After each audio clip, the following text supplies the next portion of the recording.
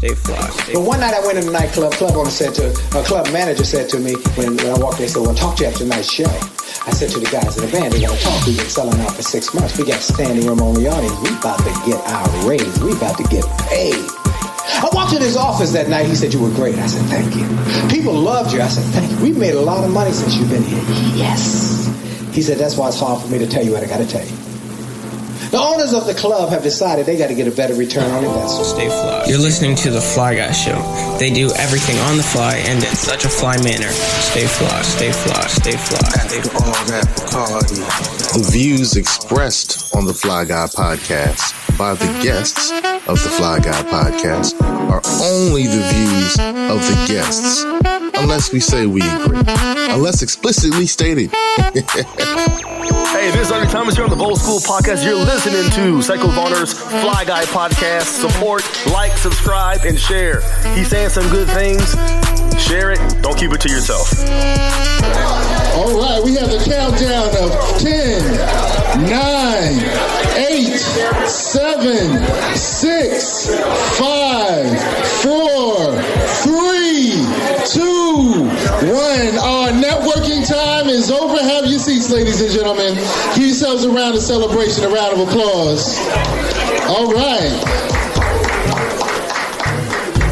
We're getting ready to bring in a person, a mentor, a leader, a visionary, who the Ford Motor Company credits to keeping them from going out of business.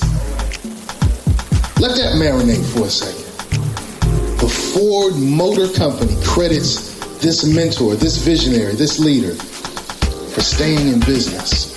He's toured the world with Les Brown. I grew up in Columbus, Ohio, so I got a chance to hear Les Brown on the radio when he was a disc jockey. He visited my high school before he became the Les Brown that we knew. And there was a song by Midnight Star, No Parking on the Dance Floor. And he told us, y'all remember that, right? He said, "Don't park it on the dance floor, park it in the library. Don't park it on the dance floor, park it in your college." And it was that type of visionary work that have led me and others to do the things we're doing now. And to know that this man has toured with the likes of Les Brown speaks reams and just shows the greatness that we have in front of us. Best-selling books, turning setbacks into greenbacks. Let's let that marinate. That deserves a round of applause. Just the title. Turning setbacks into greenbacks.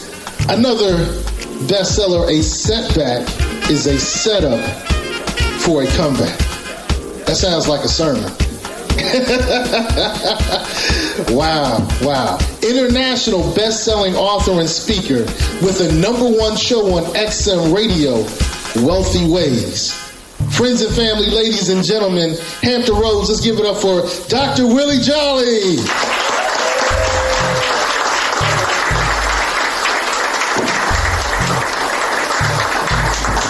Well, I have only just a minute, only 60 seconds in it. Forced upon me, can't refuse it. Didn't seek it, didn't choose it, but it's up to me to use it. I must suffer if I lose it, give account if I abuse it. Just a tiny little minute, but our eternities are wrapped up in it. Good morning, Hampton Roads and Hampton, Virginia. Thank you for letting me be here. Good morning.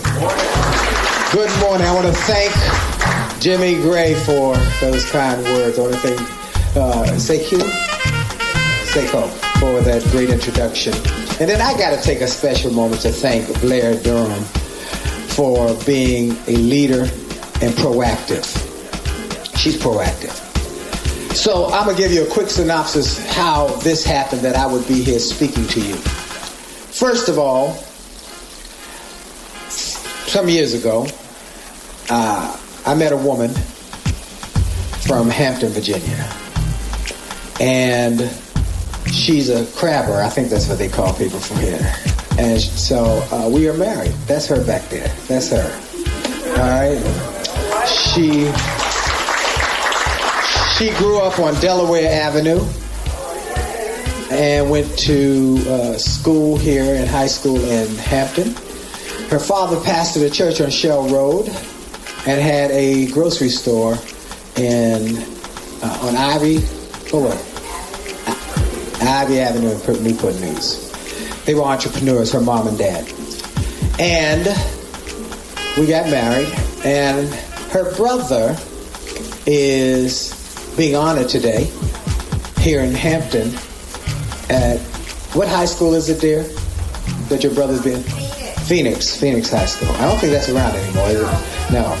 So you show you how long my brother-in-law been out of high school. Anyway, so my wife said to me about a little over a month ago, we're going to put on your schedule. She said, I put on your schedule, we're going to be in Hampton on July 13th.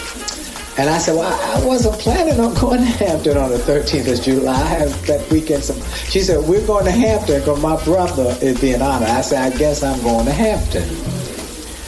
So then I had a conversation with a friend of mine who worked for Cox Communication. I spoke for Cox for the annual convention a number of years, and then this lady, I had spoken for her team in San Francisco, then we went to Boston with different teams, and I mentioned I'd be coming. She said, oh my goodness, I've got to let the folks at the Hampton Roads Chamber of Commerce know, because I've been telling them about you. You said you would come sometime to speak. Now, she had asked me 2-3 years ago if I'd come speak for the Hampton Roads Chamber of Commerce, but at that point I was on the Get Motivated tour.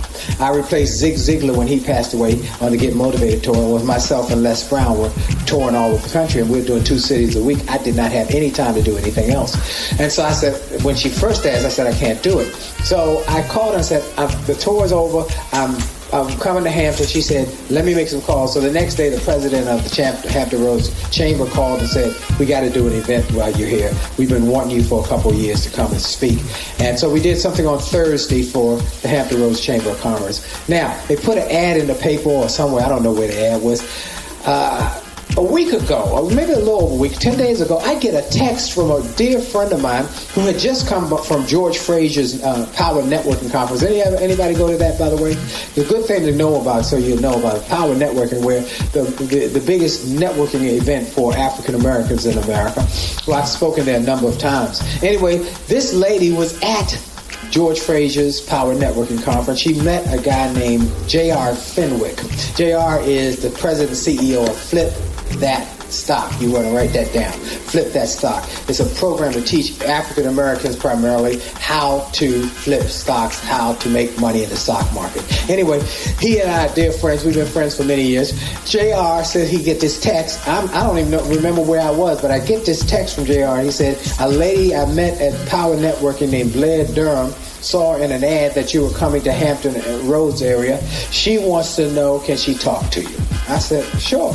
Give her my number. So she calls me. She said, would you consider speaking for the Black Chamber? I said, absolutely. Oh, that's who I really want to talk to. And so she was proactive. So I want to give her a big round of applause. She said, I'm going to make it happen. I'm going to find a place. And I told her my restraints and time and so forth. She said, I will make it happen. I will make it happen. So she did. And so I'm grateful. And so I want to shout her out. And I want to, again, shout the elected officials out here. And I got to give one more shout out to my brother right here in the front row. This is Bruce Williams. Bruce Williams is an advertising exec. But more importantly, Bruce Williams is a friend of mine. He brought me here about 23 years ago to speak for 200 plus men. There was a guy named, what was his name? Hugo Owens. Dr. Hugo Owens was the president. He had been the president of the... Right, but he had been one of the originators, but he had been the president of the National Dental Association. Yeah, Hugo Owens. And he was a great dentist, leader, and Bruce invited me, and I spoke, and Hugo Owens said something that changed my life. He said, young man, I'm going to tell you something. I only been speaking at that point 4 or 5 years. He said, young man, I heard a guy speak who reminds me of you, and you remind me of him. His name was Benjamin Mays. Benjamin Mays, who was Martin Luther King. He said, you have the same kind of sound in your voice. I said, you actually heard Dr. Mays? He said, I heard Dr. Mays. I knew Dr. Mays. You remind me of Dr. Mays. And so that piece I start with, I have only just a minute, only 60 seconds in it, was written by Dr. Benjamin Mays. For those who don't know who Benjamin Mays was, he was Martin Luther King Jr.'s mentor. When Martin Luther King Jr. went to Morehouse College, Benjamin Mays was the mentor that inspired him. In fact, I'll give you a little quick point from one of my books while I'm thinking about it, but I don't want to forget this. Benjamin Mays, imagine this scenario. Hot summer day, 1944. You're in the campus of Morehouse College, sweltering hot day. But on that sweltering hot day, there's a gentleman in his office, Dr. Benjamin Elijah Mays, sitting in his office, dabbing the perspiration from his brow. There's a big old wooden fan that's blowing over in the corner, blowing hot air, but he still is dignified, shirt and tie, just looking great and wonderful. And there's a knock on his door. He says, come in. The big wooden door swings open, and in the doorway is a man and a teenage boy. Dr. Mays jumped to his feet to grab the hand of the man.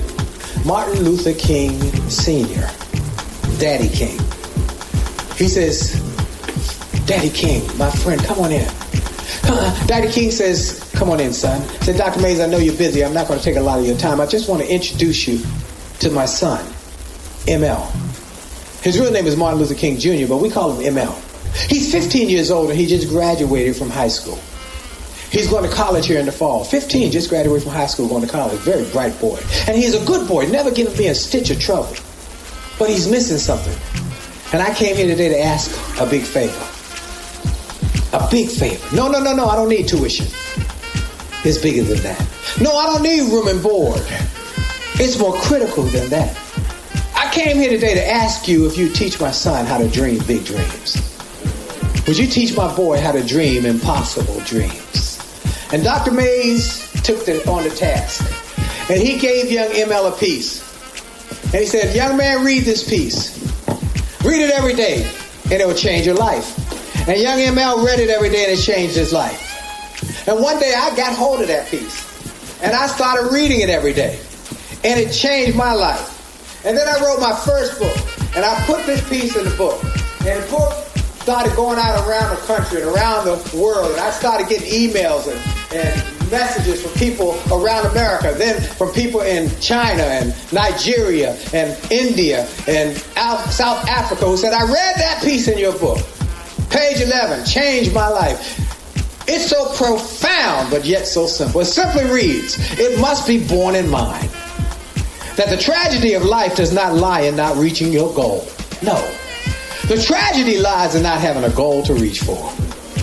It is not a calamity to die with your dreams unfulfilled, but it is a calamity not to dream.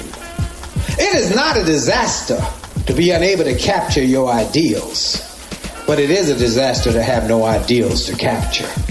It is not a disgrace not to reach the stars, but it is a disgrace to have no stars to reach for. Not failure, but low aim is sin. Dr. Mays taught young ML, and we all know the power of his message because he stood on the steps of a Lincoln Memorial one day and gave a speech called I Have a... So folks, the first thing I want to talk to you about is the power of your dreams. I'm grateful to be here. I'm grateful for the opportunity to share, and I'm going to call this family time. Is that okay with y'all? Because this is family time. Hampton is my home, my other home. And so I'm very grateful that this is family time. Now, before I get started talking about the dream, I got to talk about my dream, who is standing outside. See, I'm a newlywed. I told you we got married, but she graduated some years. She's from Hampton, but we're newlyweds. Oh, y'all supposed to clap. Yeah, we're newlyweds. June 28th, we celebrated 34 years of marriage.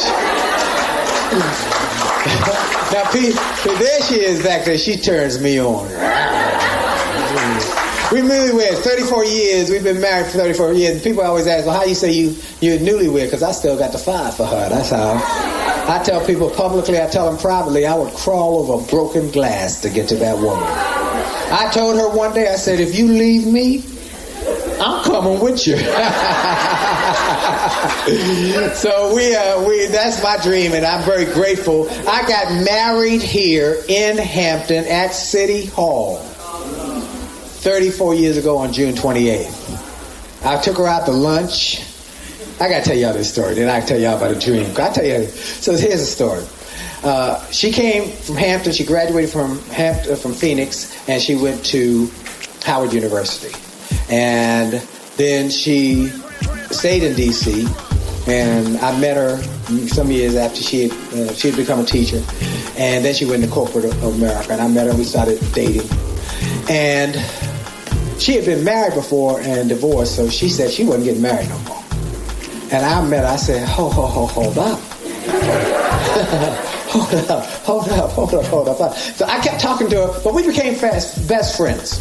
And we dated for 4 years. I'd come down here to Hampton, and her mom and dad was a pastor. Her mom was a first lady, but they had a grocery store. They had a beauty salon. They were entrepreneurs. Anyway, so we were dating, and I said, we should talk about getting married. She said, no, I'm not interested. I'm not interested. I'm not doing that again. I said, but, we best friends. We should get married. And I kept talking. She kept saying, no. Well, she came down here, and then she moved down here to run her father's enterprises. And so I was coming down, every month or so to visit.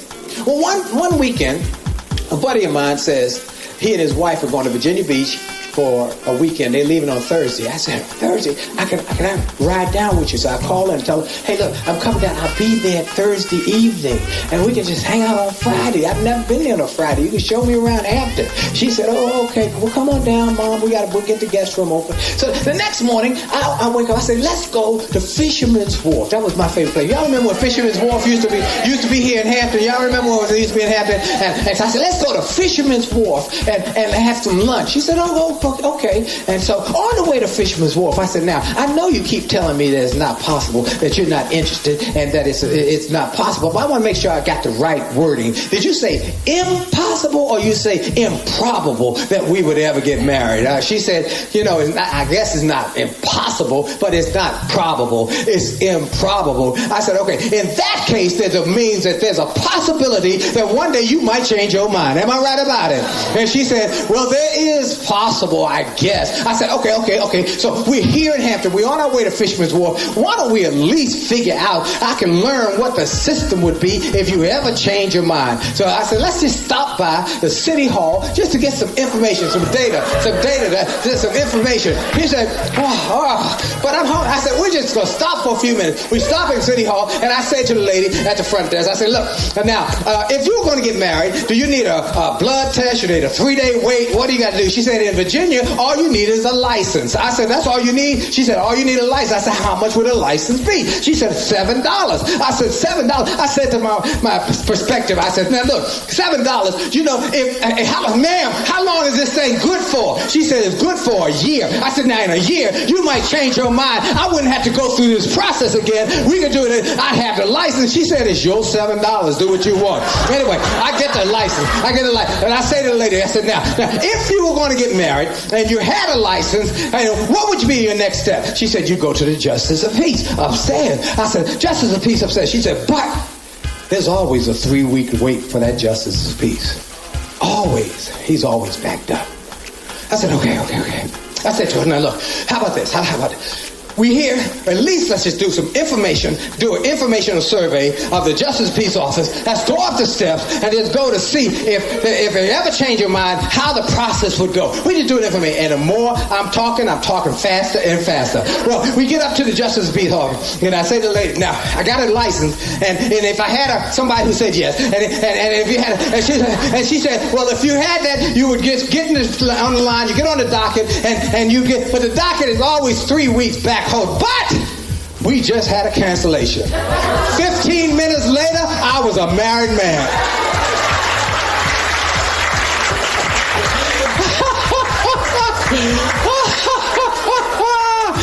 Now, I will say she has said since that day was the best decision she ever made. So we have a 33-year-old son who is an attorney. And we travel all over the world, and we get to be together, and we're best friends. So very grateful for Hampton, Virginia. So this is family time, okay? Y'all family. So I'm going to tell you the inside, real deal secrets to success. And if you use them, they will use them. I will encourage you to take some notes, because I believe a short pencil is better than a long memory any day of the week. First thing, I talked about the power of the dream. You got to have a dream. You know, you hear people talk about the power of a dream, but it is critical to your success. You got to get a dream, something that's burning in your spirit. For those who don't know, who's heard me speak before any time? Who's never heard me speak before? Who had never heard of me before? You got this thing. Okay, I need to take a moment to introduce who I am so you'll know my story. 35 years ago or so, I was finishing college. I put myself through college by singing jingles. I was in the music industry. My brother was the first jazz graduate from Howard University. He opened the jazz department. We both were in the music industry. My brother and I created a jingle company. And a jingle company, we created jingles. For those who don't know what jingles are, they're television and radio commercials. And for many years, I was one of the top jingle singers on the East Coast. I sang jingles for lots of products, many of them you've heard. Pizza Hut making it great. We work well together. News for and you. BET, like entertainment TV. So I sang jingles during the day, but I made the majority of my income singing at night in nightclubs. That's where I made my living. I was a nightclub singer, singing in dark, dank, smoke-filled nightclubs. Singing songs I hated, but I kept on singing them because they kept on paying me. See, one song I couldn't stand, I hated it. Feelings, I hate that song. But every night the club owner would say, sing feelings. And I'd sing it loud and strong because I was trying to get discovered. Not knowing most of the people too drunk to discover their way out the front door. Well, I bought a new house, sports car. We were making some money in that nightclub. People were packing it in. People would line up at 7 o'clock for the 8 o'clock show, 9 o'clock for the 10 o'clock show. I won the award Best Jazz Singer, Best Entertainer, Best Performer. Things were going good. We were getting written up, and things were going good. They were packing in, and things were just great. But one night I went in the nightclub. Club manager said to me when I walked in, he said, "I want to talk to you after tonight's show." I said to the guys in the band, "They want to talk. We've been selling out for 6 months. We got standing room on the audience. We about to get our raise. We about to get paid." I walked in his office that night. He said, "You were great." I said, "Thank you." "People loved you." I said, "Thank you." "We've made a lot of money since you've been here." "Yes." He said, "That's why it's hard for me to tell you what I got to tell you." The owners of the club have decided they got to get a better return on investment. And the only way to do that with a full, packed-out nightclub is to lower the cost. And the band's the biggest cost. And there's something else going around the country that's packing out nightclubs that's a lot cheaper than a band. We bought a karaoke machine. I said, "What? What? What about my bills?" I learned that night, nobody cares about your bills, but you and the people you owe. Am I right about it? I was devastated. Because all I knew to do was be a singer. I was devastated because I had built this club for them into a massive success, but I still got fired. And many people in America are going through the same situation. They work hard, but they got caught up in a numbers game. They got caught up in some sort of economic downturn, or they just got to a certain age. People said they might not think they think they were as productive, and so they let them go. Well, I didn't know what to do. I was depressed. I didn't want to get out of bed. But a friend of mine blessed me with something. He gave me a cassette motivational tape. I had never heard of motivational talk. And on this tape was a guy named Charlie Tremendous Jones, one of the early motivational speakers. And Charlie Jones said on this tape something that was life-changing. He said, "In 5 years, you'll be the same person you are today, except 2 things. The people you meet who inspire you, and the books you read that empower you." was that? The people you meet who inspire you, the books you read that empower you. Wow. And that same friend gave me one other thing. He gave me a book called Think and Grow Rich by Napoleon Hill. How many of y'all read Think and Grow Rich? How many have not read Think and Grow Rich? Okay, good. It's made more millionaires than any other book that's ever been written other than the Bible. That was the first book I ever read from cover to cover. Changed my thinking. And I said, maybe. And I started working on my dream. And I had read somewhere that if you can get a clarity in your dream, not just something fuzzy, but a clear dream. And there was an exercise that helped me in this process. As I started reading more books, there was an exercise. And I'm going to give you all the exercise. Imagine today you went to the doctor. The doctor said, I got good news and bad news. Let me give you the bad news first. You got 1 year to live. You have a very rare illness that guarantees for sure you will die 1 year from today. Not a day earlier, not a day afterwards. 365 days from today, you will die. Very rare illness. Let me give you good news. It's a very rare illness. It also guarantees that anything you attempt in the next 364 days, you will achieve. What 10 things would you attempt if you could not fail? Wow. And I sat down. I said, if I couldn't fail, what would I want to do? If I couldn't fail, I remember writing it. I'd like to make at least $100,000. If I could just make $100,000. If I couldn't fail, I'd like to have my wife work with me. She was working on Capitol Hill for Herb Bateman first, who was this area, and then she worked for Ron Dellums.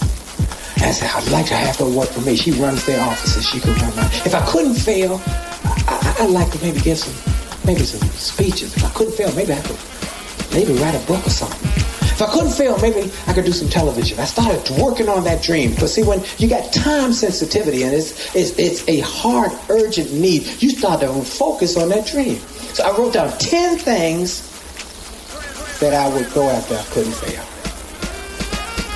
And I started reading that sheet every day. In fact, that sheet today is still in my Bible. And it's dated. I remember the date I wrote it. Anyway, I started dreaming, and then I started feeling that maybe there were some possibilities. And that dream started to empower my thoughts about I took a job while I was trying to figure out what I was going to do with the Washington, D.C. public school system as a drug prevention coordinator, talking to little kids about staying away from drugs. And it was during that year I started giving little speeches as part of my job. And for the little kids, I got invitations to talk to the bigger kids. And for the bigger kids, to the teachers and the Teachers Association. In fact, I was here some years ago at the Scope speaking for Hampton City Schools for the opening of schools. And so I started speaking for more and more school systems. And then one day I'm speaking in a little teeny weeny room, only about 12 people, about the size of this area right here. But the doorway was open. And while I'm fired up talking to this group, they were going to have a big motivational rally down the hall that night. And while I'm speaking to these folks, one of the speakers from that night's rally walked by. His name was Les Brown. Stay fly, stay fly, stay fly. And he stood outside, listened to my message. When I finished speaking, he came and said, young man, you got quite a talent. I'm putting together a tour. I think you'd be the perfect opening act. You speak and you sing. We put a tour together called the Music and Motivation Dream Team Tour. Are you interested? I said, I think so. A few months later, we kicked off the Les Brown Dream Team Motivation and Music Tour, which featured Les Brown, Billy Preston, Gladys Knight, and a little guy from Washington, D.C. as the opening act. Because of Les and Gladys, they introduced me to some radio people. And I got a little radio show. And it got popular, got syndicated. You can now hear me on Sirius XM, where I now have the #1 self-help show in America. And you'll soon be hearing me on a daily radio show every morning, national radio show. I can't say the name yet because I haven't signed a contract. But a daily national radio show every morning started, I think, in the next couple weeks because the contracts have been done. And then, because of the radio show, one day a book publisher called my office. He said, hey, look, I've been listening to you on the radio. Have you ever thought about writing a book? I said, no, I never thought about it. He said, let me make you an offer. I said, I just thought about it. My first book came out in 1997 called It Only Takes a Minute to Change Your Life.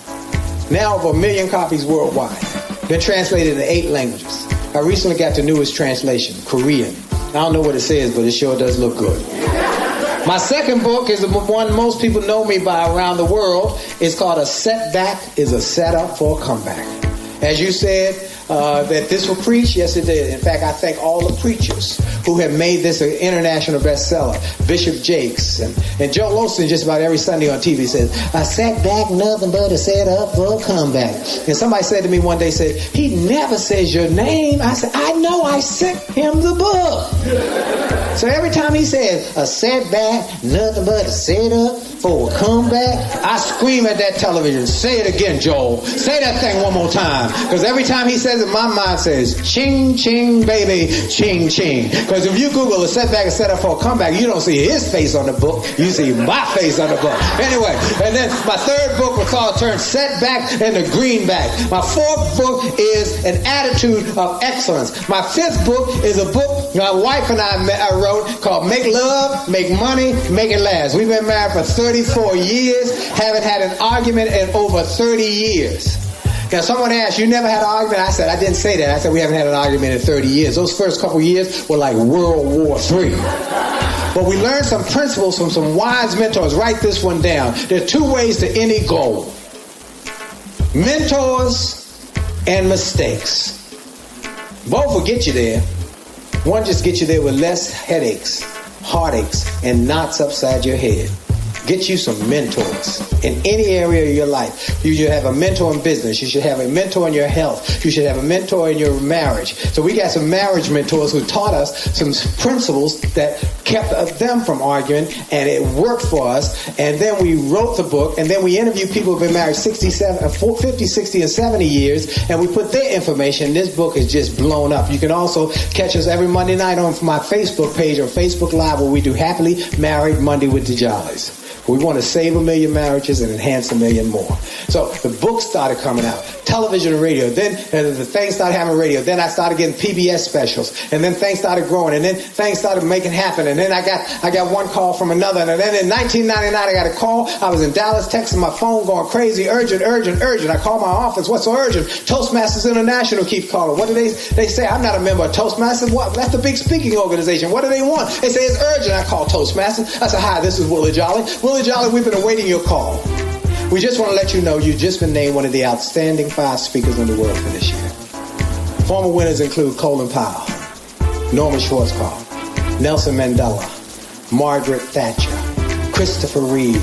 I said, what? You sure you got the right person? My name is Willie Jolley. Willie Jolley. She said, the one from Washington, D.C. I said, yeah, the one who wrote the book Setback, Set Up for a Comeback? Yeah, you're the one. I said, you must be mistaken. Them big dogs. I'm a little dog. I speak to school kids. I speak to churches. I even speak at people's family reunions. I'm a little dog. And a lady said something I'll never forget. She said, let me tell you something. Little dog keep yapping loud enough and strong enough. Big dogs start to hear about you. Moral of the story. Just think if I never had a dream. What's your dream? Now let me go back to that story of sitting in that, of writing those 10 things when I was at a low point. Somebody told me, write 10 things if you couldn't fail. I wrote those 10 things. I just hope I can make $100,000. I hope my wife can come work for me. If I couldn't fail, I'd write a book. I'd do some television radio. Let me tell you, I wrote 10 things on that sheet. Everything has come true except one. I don't have the plane with my name on it yet. But everything else, in fact, I was working for the school system when I started speaking. I was making $27,500 a year. That was my salary.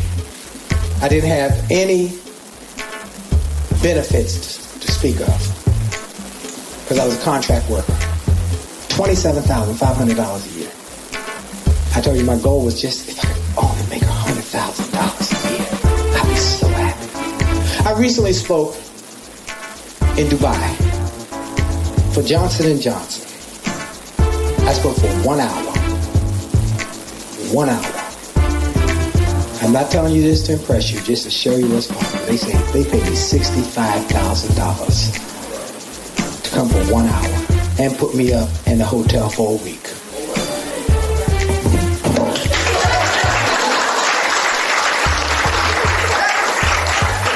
every time I think about it, I got to give God some glory. Am I right about it? I got to give God some glory.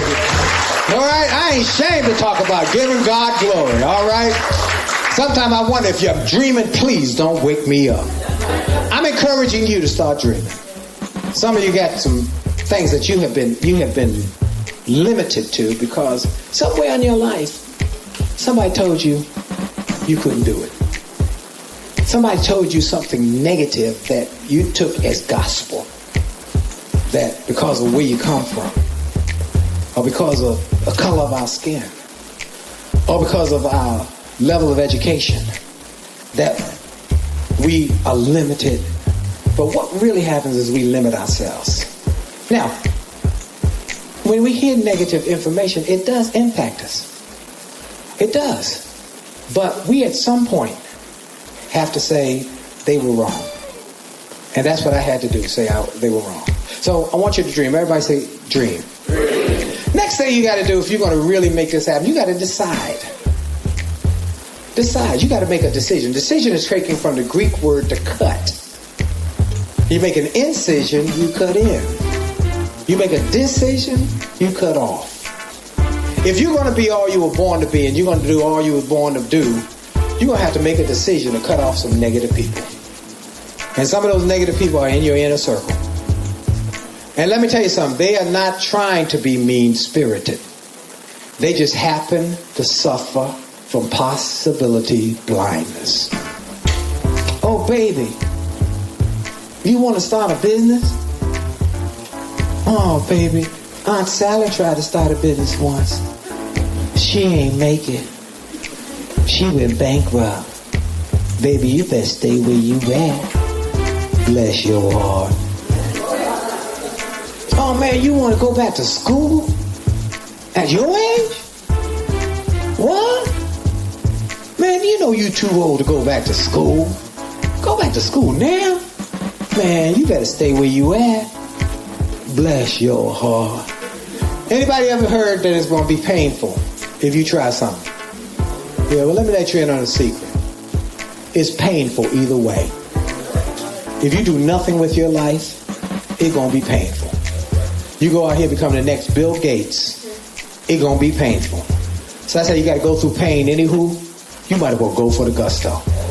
You might as well go all in. Start dreaming about being a billionaire. Why not be a billionaire? Why not being a billionaire? Other people have been a billionaire. Why not? Well, somebody might say, well, you know, because we black. That don't mean nothing. Oprah black. Bob Johnson black. The guy who just gave that scholarship at Morehouse black. That means that if they can do it, I can do it. You can do it. But you got to dream about it. The other one is that age. Well, your age is what's limiting you. Wrong again. Age has nothing to do with your success unless you allow it to. I always use this analogy. Colonel Sanders was 65 when he started Kentucky Fried Chicken. He had this idea for a new tasty way of cooking chicken. He started asking people would they allow him to cook chicken and show his recipe to them and buy a franchise from him. 995 people said no. Someone of the next 5 said yes. He became a millionaire after the age of 65.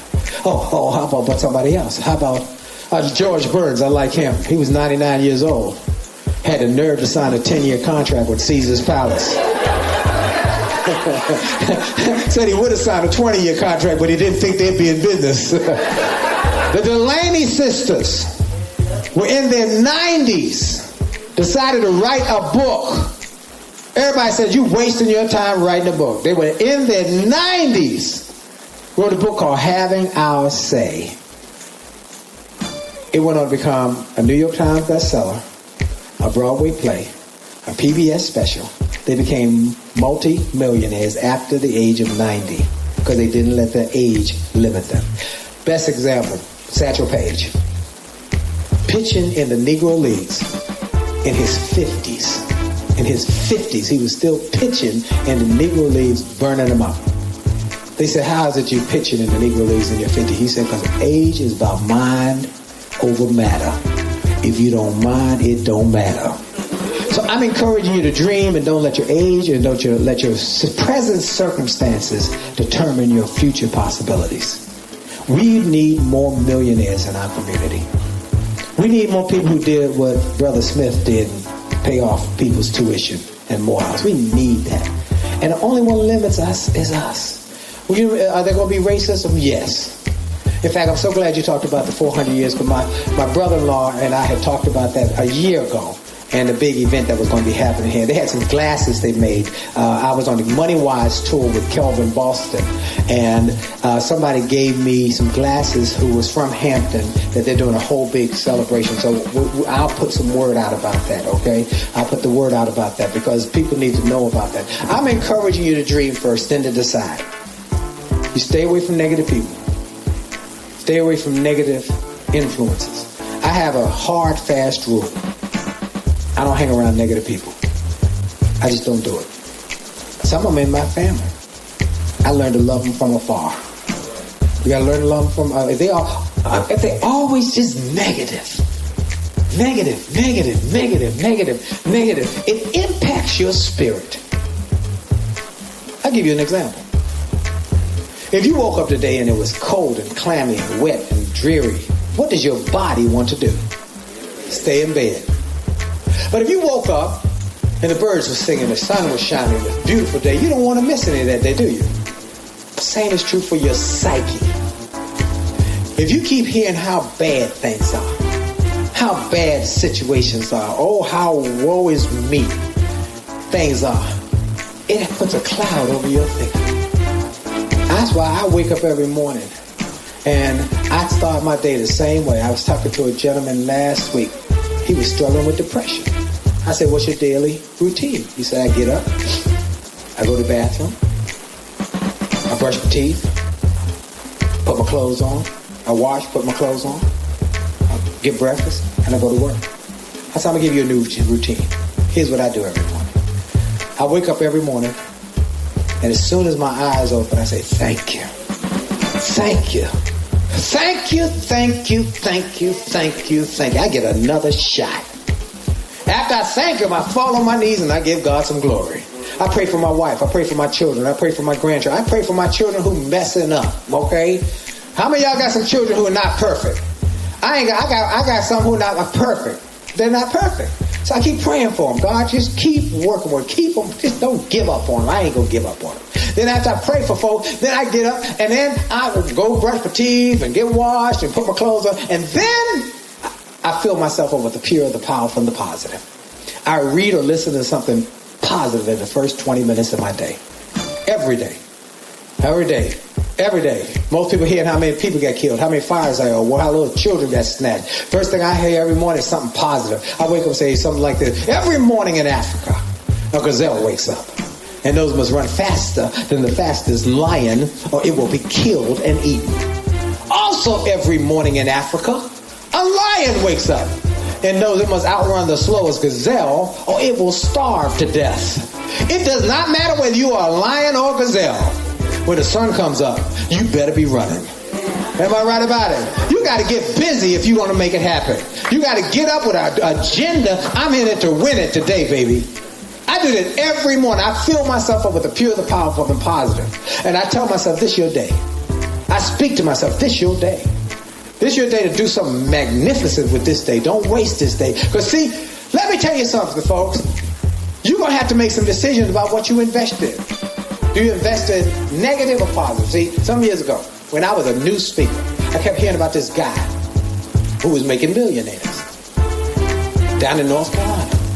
And I said, man, I want to be in that number. So I called his office and I said, ma'am, I heard he makes millionaires. The lady said, absolutely. I've heard it from a number of people. She said, it's absolutely true. He changes people's thinking. He tells them how to do it. And he makes sure to stay behind them to get them done. I said, wow. I said, okay. I want to come to one of his seminars. She said, we got one more seminar left this year, and we got one seat. I said, ma'am, that's my seat. That's my seat. Now, I'm making about $100 a speech at this point. Okay? I said, that's my seat, ma'am. I said, so I'm saying, okay. I'm saying to myself, I gotta get that. I gotta register for this thing. I'm thinking it's gonna cost me maybe $400 or $500. I said, I gotta get some more money. I only got $200 right now to pay.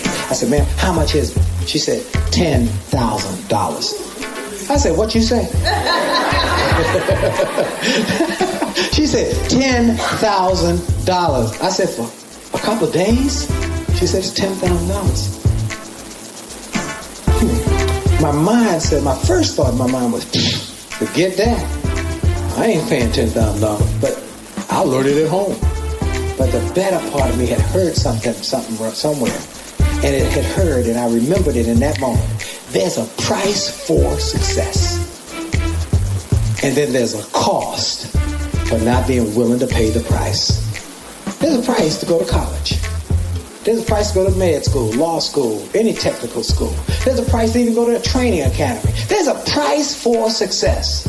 And then there's a cost for those who are not willing to pay that price. The cost of staying the same and being at the same place next year as you are this year. Let me tell you something I know. Everybody in this room can make more money. Everybody. But not one person in this room can make more time. You got 1,440 minutes per day. And when your time is up, it is up. And nothing you can do about it. So you got to make and take advantage of every minute. I said to that lady, I said, ma'am, I'm coming. I'm sending you a deposit. I sent my little $250 and I went to work. I begged. I borrowed. I didn't steal, but I begged and borrowed. Everybody I could beg and borrow. And I got that 10 grand up. And I went to that seminar. And I came back 3 days later and went to work and quickly made 100 grand.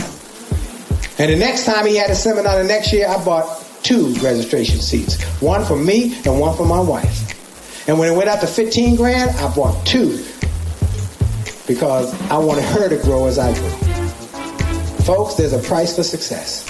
And many times we are unwilling to pay the price and we wonder why we stay the same place this year as we were last year. You got to invest in yourself. I invest in myself. I started going to seminars. I started going to workshops. I started going to programs when I couldn't afford it. It's like my friend Dave Martin told me when we were on the Get Motivated tour. I'll never forget this story. It's so profound. He said when he was struggling, he went to a seminar. Maybe it was a Get Motivated tour. I don't know what. He said some kind of big rally kind of seminar. And the guy on stage was talking about success and said, I got this product. It's $1,500. And Dr. Dave and his buddy were there. They had pooled their money, drove together, bought some gas, came to this seminar. And the guy said to Dr. Dave, man, $1,500, he crazy? He crazy. Dr. Dave sat there and didn't say a word. He went down to the man's table. And his friend said, you thinking about buying this? He said, I am. He said, man, you think that stuff worth $1,500? Dr. Dave said, I don't know if it's worth $1,500, but I'm worth $1,500. He said, I invested in that $1,500 product and changed my thinking. He said, that is why today I have a home in Phoenix, a home in Florida, and I fly between the two in my private jet because I invested in me. I'm encouraging you. You got to dream. You got to decide. And then you got to do. You got to invest in yourself. The third one is do. You got to take action. Invest in you. Go to the library. If you can't afford some resources, go to the library. T.D. Jakes talked about the fact that when he was struggling, he was digging ditches for the utility company in West Virginia. He said, I couldn't afford the resources. I went on Mondays, my day off, and went to the library. And I sat there all day and I started reading. If you can't afford it, go to the library. But if you can afford it, invest in yourself. Get books, resources that will motivate you. I've spent thousands and thousands and thousands of dollars on resources. Some of them I haven't even gotten to yet. It's like the book, The Road Less Traveled. I bought that book, Road Less Traveled. I didn't read the whole book. I read the first line. It was enough for me. Life is difficult, period. So what you gonna do now? All right. So what you gonna do now? So what I'm encouraging you to take some risk on yourself. Now I'm gonna give you a risk-taking formula because you're gonna have lots of risks that come along, but you need to know a formula. That guy who taught me, I went to North Carolina. He taught me this formula. I'm gonna teach it to you. You got a risk that you must take, whether I invest in this product or I invest in this company or I invest in myself. I gotta ask 4 questions. And these 4 questions will answer the risk. Give you a clear answer. Question number 1. What's the best that could happen if I take this risk? What's the best that could happen if I take this risk? Question number 2. What's the worst that could happen if I take this risk? What's the worst that could happen if I take this risk? Question number 3. What's the most likely thing to happen if I take this risk? What's the most likely thing to happen if I take this risk? Question number 4. Here's a ouch question. Are you willing to live with the worst to get to the best? So, when I quit my job at the Washington, D.C. public school system, I didn't know that to ask those 4 questions and articulate it like that, but that was basically it. What would be the best that could happen if I quit my job to become a full-time speaker? I could live my dreams. I could travel around the world. I could make millions of dollars. What's the worst that could happen if I quit my job, became a full-time speaker? I could lose my house. Wow. What's the most likely thing to happen if I quit my job and become a full-time speaker? I'm a struggle. I'm gonna work hard. But if I work hard and struggle, I'm gonna keep my head above water. What's the most likely thing to happen is I'll keep my job. Now, question number 4. Am I willing to live with the worst? Lose my house. Notice worst that didn't come up, but I would be dead. As long as I'm not dead, I can get another house. Amen? So, if the worst is I lose my house, to get to the best, live my dreams, that's an easy answer. Now, I'll give you another scenario. When I was traveling, initially I did 200 nights a year in a hotel room. My wife was at home with my kids then. It would be nice when I'd be finished speaking and some lady who had been in the audience comes by the little hotel room I'm in and knocks on the door. I open the door. There's a beautiful lady there. She said, "You were fabulous. Would you like some company?" 4 questions. What's the best that could happen? Woohoo! A night of rolling in the hay. What's the worst that could happen? I could lose my wife. What's the most likely thing? Have a one-night stand, never see her again. Am I willing to live with the worst, lose my wife, to get to the best? A one-night stand? Absolutely not. So you see, it always answers your question. It'll give you a clear answer. Go through those scenarios. It will work for you because you're going to have some risk if you want to be successful. You have to take some risk. You're going to have to take some risk. So, vision. I want you to work on your vision, that dream. I want you to make that tough decision. I want you to take action on that decision. Do. And then the last one, I'm going to give you one more D. So it's dream, decide, do. And the last one is desire. You do have to want it bad. You got to want it bad. And in wanting it bad, you got to grow you. In my book, The Attitude of Excellence, my latest book, I say that great organizations, whether you're a single organization, a sole proprietor, or whether you're a big Fortune 500, great organizations always give great service. And they give great service because great organizations have great people serving their customers. Great people give great service. Good people give good service. Mediocre people only have the capacity to give mediocre service. And negative people will kill your future and your organization. So if you're serious about growing your organization, growing your success, you got to grow you. What changed my life? With that audio cassette, and then the books I started reading, and the people I started meeting. And I would just ask them questions. When I met Les Brown, I just asked him questions. And I'd say, man, how do you do it? And we would be on this tour, and I said, how? And he would just pour into me. Now we're best friends. Now sometimes I have to call him, pour into him. Y'all keep him in prayer. He's been fighting cancer, okay? So I call him, once a week and we talk. But I got around Zig Ziglar. I said, Zig, come on, tell me some secrets. Zig had one line that he consistently said, if you help enough other people get what they want, you get everything you want. When I was backstage in Australia with Dr. Stephen Covey, I said, Dr. Covey, come on now, tell me, what are the 7 habits? What's the most powerful? He said, they're all powerful. I said, what's the most powerful? He said, well, the number. He said, seek first to understand, then be understood. That's powerful. He said, but if you want the real one, win-win. Win-win. Figure out how you can help others win. The reason I'm here is because Blair called me. And she said, is there any way you can make it happen? I said, sure, because I believe in win-win. I know one day she's going to help me because I helped her. And here's an interesting thing. I heard a story when I was on the Get Motivated tour. General Norman Schwarzkopf was a great Army leader. And he was on the Get Motivated tour. And they paid him $50,000 per speech. One time, he went to a city. He was going to go to a city. It was in the newspaper. And he was going to be the opening speaker that morning. A corporation in that same city called his office, or called the booking agent, and said, could he come speak for my team that afternoon?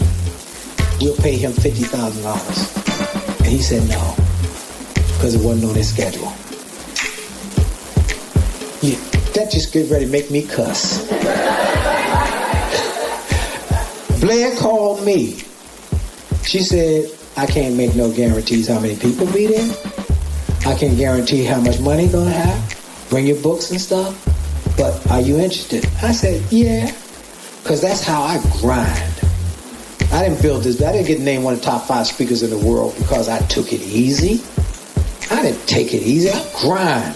I get up and I grind. I grind all day. We had Damon John on my XM show. Go to get my podcast. By the way, go to see my podcast. My podcast will blow your mind. It's the best podcast I know of because all these people, and it's free.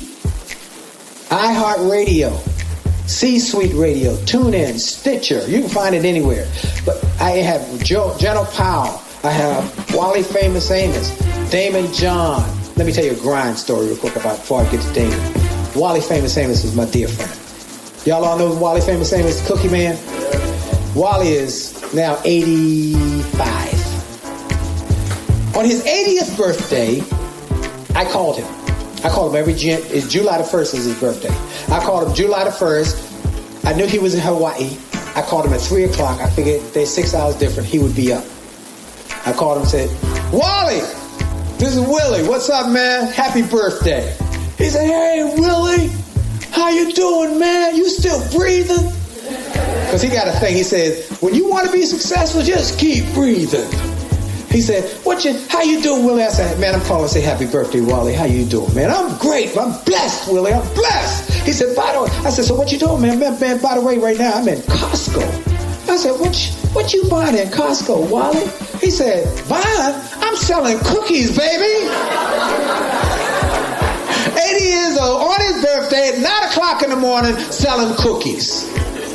Folks, I'm saying that you gotta grind. Everybody say grind. The reason I'm here because I'm a grinder. You can't wait for nobody to give nothing to you. You gotta be grinding it out. That's why Damon John said, wake up and, Rise and Grind is the name of his book. The reason why Damon John is known from Shark Tank because he grind. Don't be afraid to grind. People gonna talk about you when you grind. People gonna talk about you because you say they really ambitious. They gonna make ambition sound bad. They money hungry. No, I'm not money hungry. I believe money is a tool. Money is a tool for me to be able to live a certain lifestyle. But more importantly, money is a tool for me to leave a legacy. Someone asked me on a radio or television show somewhere, I said, what's your biggest goal, Willie Jolley? It didn't take me any time to think about it.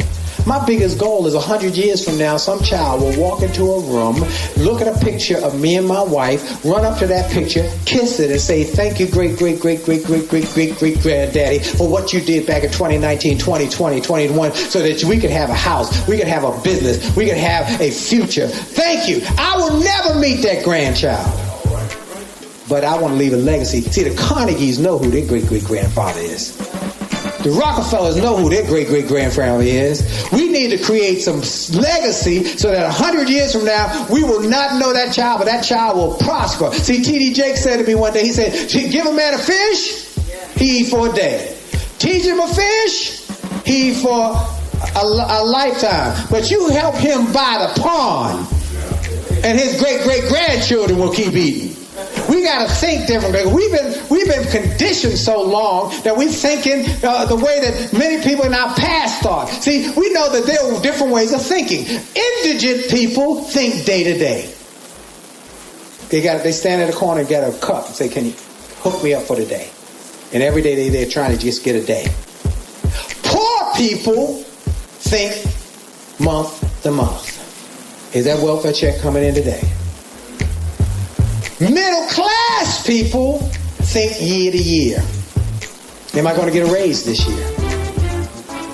Rich people think decade to decade. This decade I'm going to do better than that.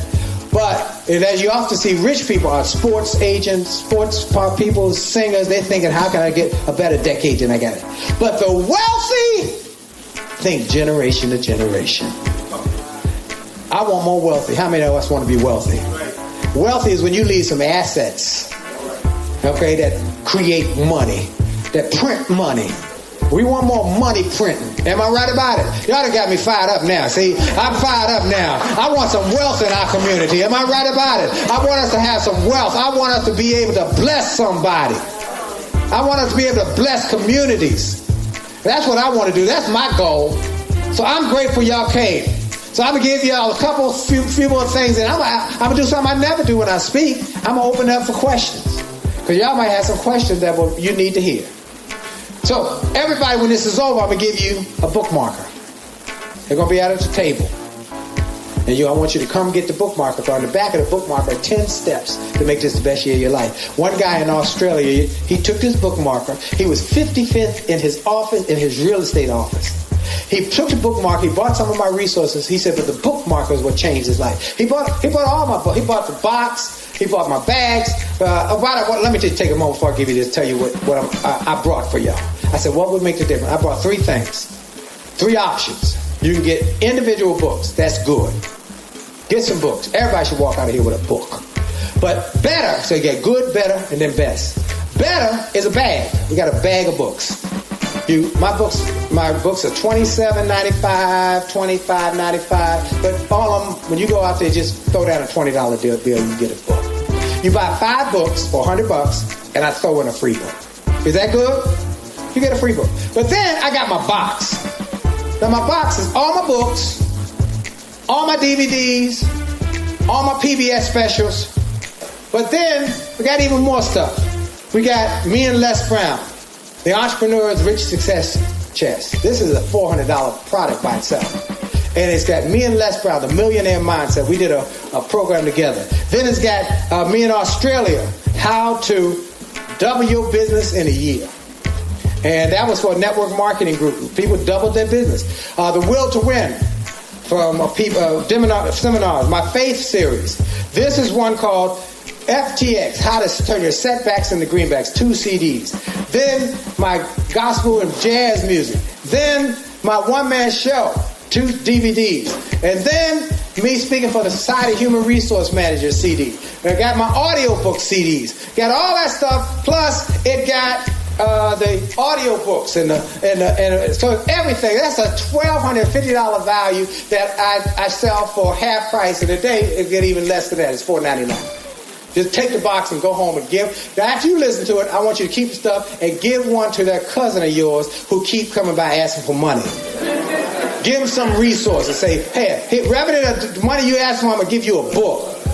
Or I'm going to give you a CD. Go listen. Well, let me give you so those will be available. You got the good, better, best. That's the best. I recommend the best. Go and work. So I've had more people. So that guy bought the box, but he said this bookmarker changed his life. He had things in the bookmark. And it's free. Decide what you want, which is that exercise I told you to do.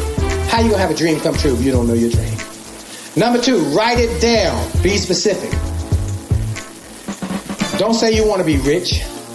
Be specific. Assign a number. How much money you want to make?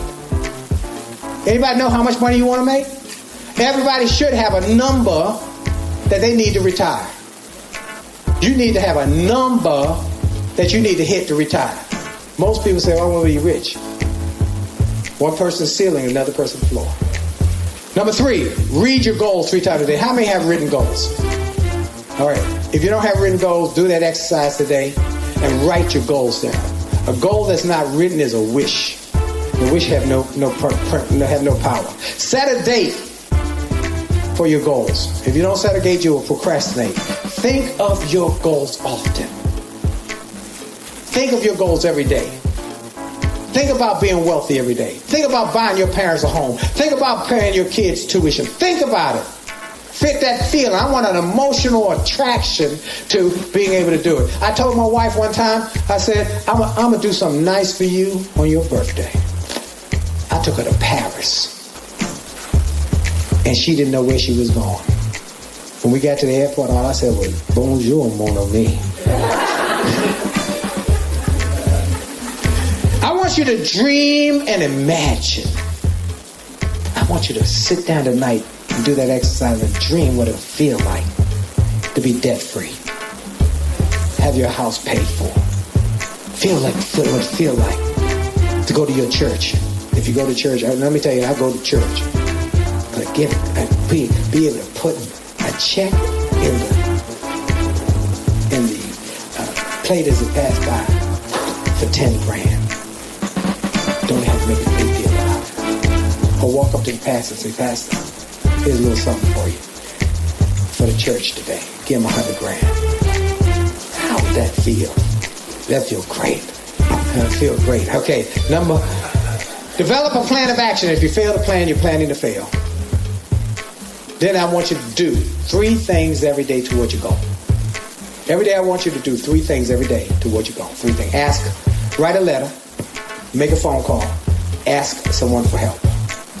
3 things every day, every day, every day, every day. Mary Kay Ash built Mary Kay Cosmetics by doing 3 things every day. Mark Victor Hansen and Jack Campbell created Chicken Soup for the Soul Empire by doing 3 things every day. Just do 3 things every day.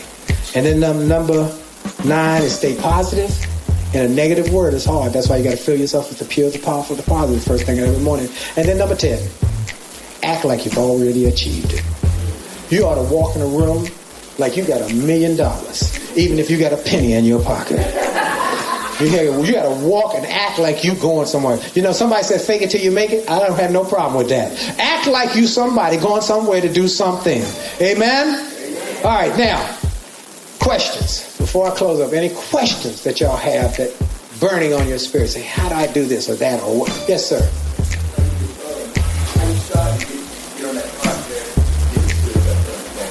How did I start or how do you start? How do I? All right. Okay, great. That's good. With a podcast, Sirius XM, I'll be honest with you, I slipped in because Radio 1 had a Sirius XM and they were trying to get me to leave WHUR FM where I preceded Stevie Harvey. And I said, I can't leave HUR because I got a handshake deal with the guy and I'm a man of my word. But I will do Sirius for you. And I got Sirius, and Sirius, when Radio 1 pulled out, they kept me on. And then the podcast thing blew up. I got a call one day from iHeartRadio. Now, here's the answer, though. The answer is I got a call from iHeartRadio because I called the lady at iHeartRadio I had met and said, can you have the right guy call me? In other words, here's how you start a podcast. Get online, look for the little equipment you got. You got a computer? All you need is a mic. All right? Start your podcast, start putting it on YouTube, and just get the best guests you can get, and then keep calling folks. I got a great podcast. Got some radio stations here? Call them. I had to call Radio 1, I had to call WHUR hundreds of times. Persistence breaks down resistance. Okay? That's it. That's the secret to the success. And now it's blowing up. But I'm still calling folks. All right? I'm still calling television, radio. They tell me no. I say, I'll call you tomorrow. All right? Yes, ma'am. All right, see, all right, there we go. We got somebody who'll help you. There we go. Y'all connect. All right, that's good. Yes, sir.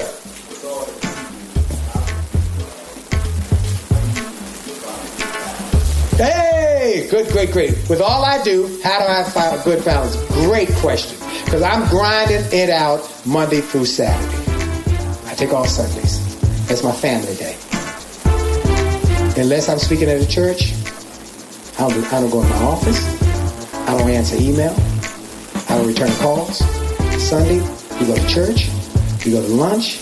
I take a nap. I spend time with my wife. I spend time with my children. And that's my balance. The other thing is that I don't do any business in my bedroom. None. Absolutely none. I'm not doing any business. That's my family. When I go to my bedroom, I shut it down. I have some hard places and hard decisions. Other than that, I'm working. Okay, I'm working late and I'm going to my office. I might be there. Guy called me one night about 11:30. He said, somebody told me you would be here calling. He said, I'm amazed. I said, you got to hoot with the owls if you want to fly with the eagles. But I also make a point, do two more things. I get 8 hours sleep every night. Somebody says you can, get less sleep. I don't operate well with less sleep. I just don't do it. I'm not a clear-minded. Second thing is I work out every single solitary day. I work out every single solitary day. I told you I'll set some goals, right? If health is not in the top 2, number 3 don't make a difference. You better work out, watch what you eat. My wife has got me eating better. And so setting some health goals. Make your goals clear. Health goals, spiritual goals. My day is very, very regimented. I wake up, I give God the glory, I pray, I get up and get dressed, and I go to the gym, and then while I'm at the gym, I read scripture. That's the first thing I do. Read some scripture. Get something to empower me. Okay? All right, any other questions before I close out? Yes, ma'am. Nido Qubein. Nido Qubein. Qubein. He doesn't do that program anymore because he now is the president of High Point University. If you got a kid, send them to High Point University. He's the president, the most amazing. And if you can go down there, anybody heard of High Point University? Go take a tour. It's the most amazing university. He's now the president of High Point University. And amazing guy. Read his books. Get any of his resources. Yes, ma'am. Ford. Okay, I'm going to give the Ford story. Before I get anything else, anybody personal. Okay, let me tell the Ford story. I'll come back to you. 2006, I get a call September of 2006 from Ford Motor Company. They had been, Ford, for those, how many of y'all had a Ford somewhere in your history of your family? Just about everybody. Ford at one point was the dominant automaker in America. 80% of cars driven were Fords. But over time, they took their eye off of excellence. What word did I say? And their market share went down. One day in 2006, they woke up, their market share had gone from 50% down to 15% in 1 year. They were on their way out of business. They brought in a new CEO, Alan Mulally, who had turned around Boeing, and they said, we need to change this company. It was out of business. One of the execs at Ford had read my book, A Setback is a Setup for a Comeback. He had heard me speak at a conference in Florida. He called my office, they called my office with the whole conference room and said, we want you to come help us. And I said, well, what do you want me to do? So we need 25,000 people to take a buyout. We got to get... y'all don't know about UAW is the most powerful union in America. They had cut a deal that there was no retirement age, mandatory retirement age. Some of those people on the line at Ford were 83 and 84 years old, still working, and they were getting the highest level of pay. They said, we got to get these people off the line. We cannot pay them. They're not as productive as we need, but we can't fire them because we already hurting. That red blood on the print, on the newspaper will kill us. So we got to get them to leave. Give them $100,000 and 4 years health and 4 years college education if they want. That's cheaper than firing them. The problem was they started the program in June, and by September, only 400 people had taken their offer. Why wouldn't you take $100,000, Brother Ben? Why wouldn't you? You know why? Because imagine your father worked for Ford, your grandfather worked for Ford, your great-grandfather worked for Ford. All you ever knew was Ford. And in the good times, when they were 3 shifts, you don't have a college education. All you have is a high school GED, but you're working at Ford, and you're making $150,000. If your wife works for Ford, you got $300,000. You got a house in Detroit, a house in the Upper Peninsula, and an RV. You're living a good life. Well, the market started going down. Ford's losing their market share. They go from 3 shifts to 2 shifts, and yet the UAW says you still got to pay these people. So Ford is bleeding money. They're losing $1 million a month. They called me and said, we want you to motivate these people to take this buyout. We need you to talk them into taking this buyout. They said, we know you're good at talking folks into stuff. Talk them into taking this buyout. And my response was, no. That would be disingenuous for me to tell people, because I'm gifted at motivating people to take something, I don't know, their financial situation, their household situation. I can't do that. But if you allow me to tell my story, how I was a broke, busted nightclub singer who became one of the top speakers, and how I made a decision to look for opportunities everywhere. Let me tell my story. I think you'll get a very good result. They said, fine. Ford booked from September, they booked every date I had to Thanksgiving. We were here in Norfolk at the F-150 plant. Every day I was in a different place. Went in, talked to those folks, talk to them about their possibilities, about their dreams, what I'm talking to y'all about.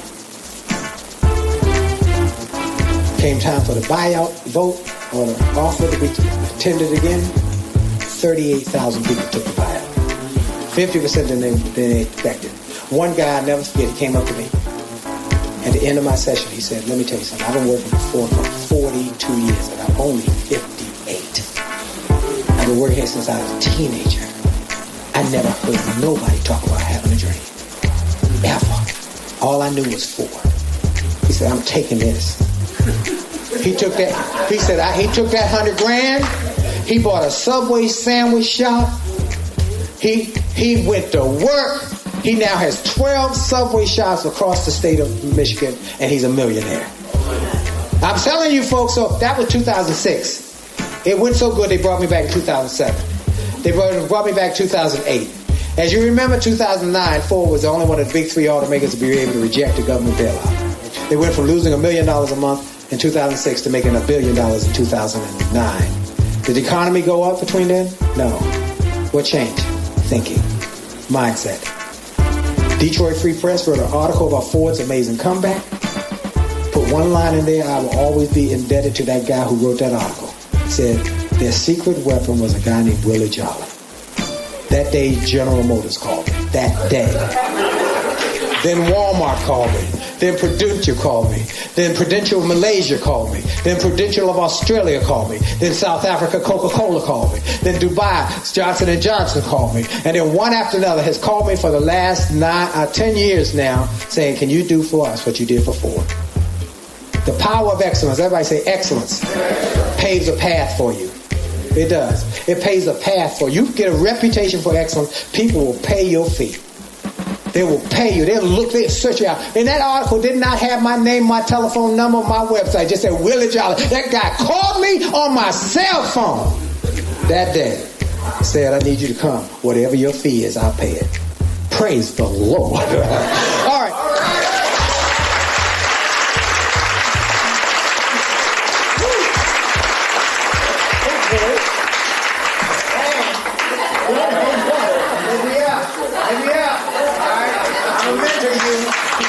I'm gonna mentor you. I'm gonna help you.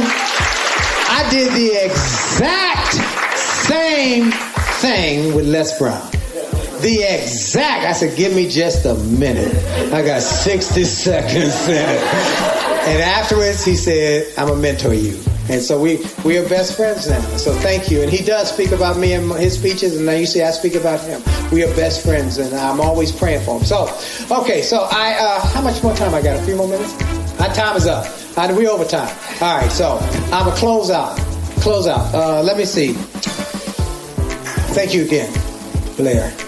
Thank you, all the elected officials. Thank you, Bruce, for introducing me to 200 plus men years ago. I want to thank all the sponsors. I encourage you to support sponsors. I'm big on sponsors.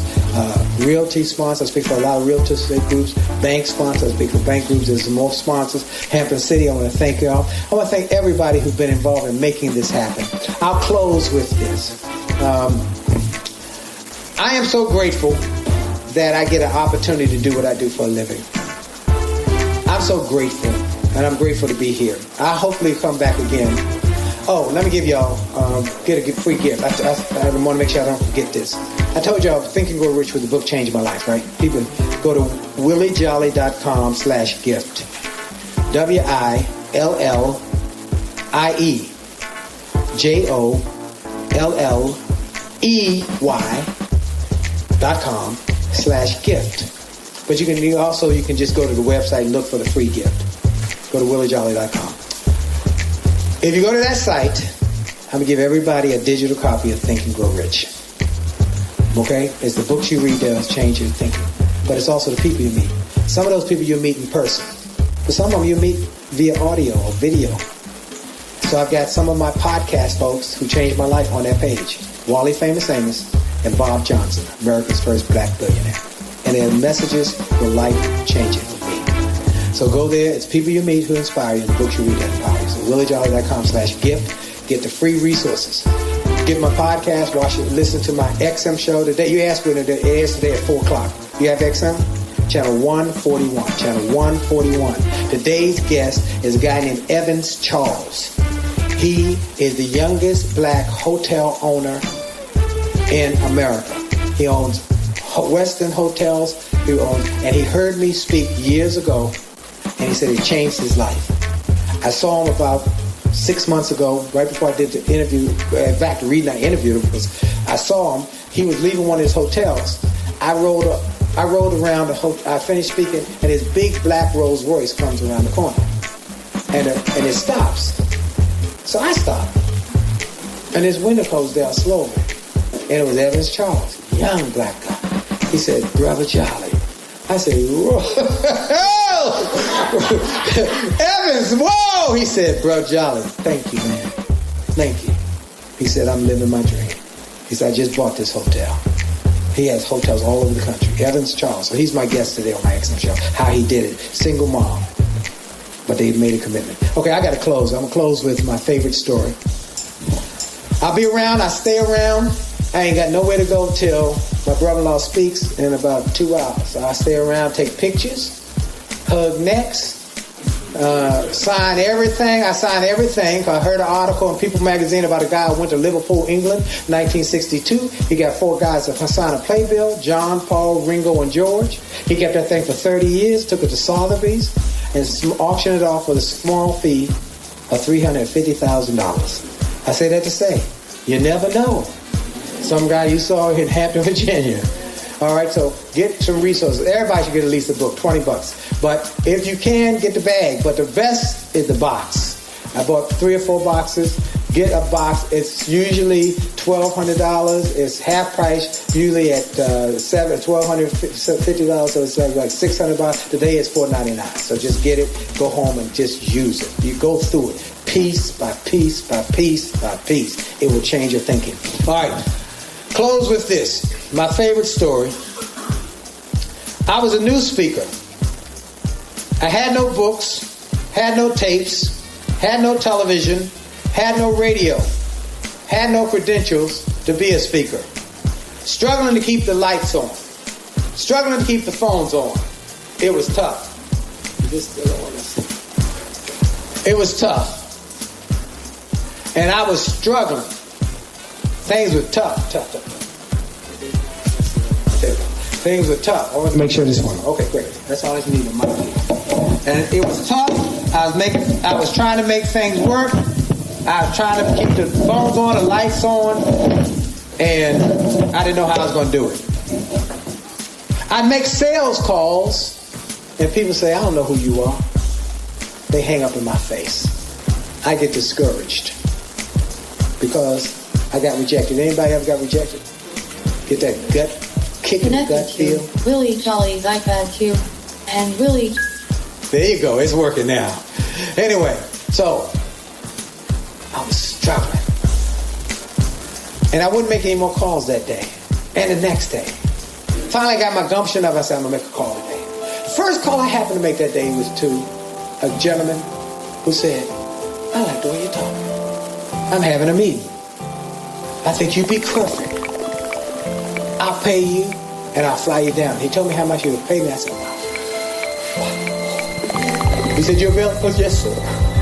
I went to Orlando. I gave the speech. When I finished speaking, they gave me a standing ovation. Then they gave me my check. I was ecstatic. I finished meeting and greeting people, went on back to the airport. Feeling good. Got on the plane, feeling good. Plane took off, feeling good. And then I pulled that check out a second time to get the thrill a second time. But when I looked at it the second time, I got depressed. Because I realized that money was already allocated. Anybody ever get your check before you get home, you know it's gone? I started having a pity party with myself right there at B-22. An older gentleman across the aisle must have sensed I was struggling. He struck up a conversation with me. He told me he was a minister. He lectured every day in a different city about health and wealth. I said, you fly every day? He said, yes. I said, you speak every day? He said, yes. I said, wow. We spoke for a few more minutes, then he asked me a question that changed the trajectory of my future. He said, young man, how old would you think I am? I looked him up and down. I said, sir, I think you're about 60. He smiled.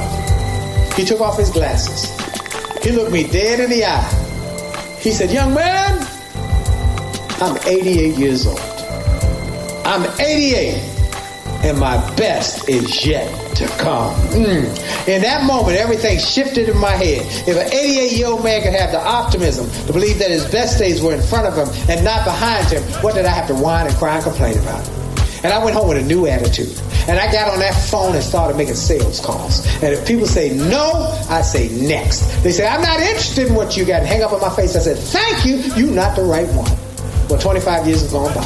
I've been inducted in the Speaker Hall of Fame. I've been named one of the top 5 speakers in the world. I got best-selling books, television and radio, but it's just the tip of the iceberg. And I came here today to say to you, without a question in my mind, your best is yet to come. Your best is yet to come. Your best is yet to come. This is your day. Thank you for having me. Thank you very much. Thank you for having me. It's been a joy. Thank you. Thank you. All right, Blair, it's on you now, baby. I done my due. Thank you. You are awesome. Give her one more round of applause because it wouldn't happen.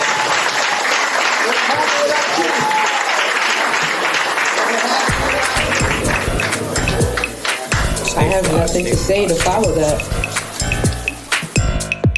The views expressed on the Fly Guy Podcast by the guests of the Fly Guy Podcast are only the views of the guests, unless we say we agree, unless explicitly stated. Stay fly, stay fly, stay fly, stay fly, stay fly, stay fly.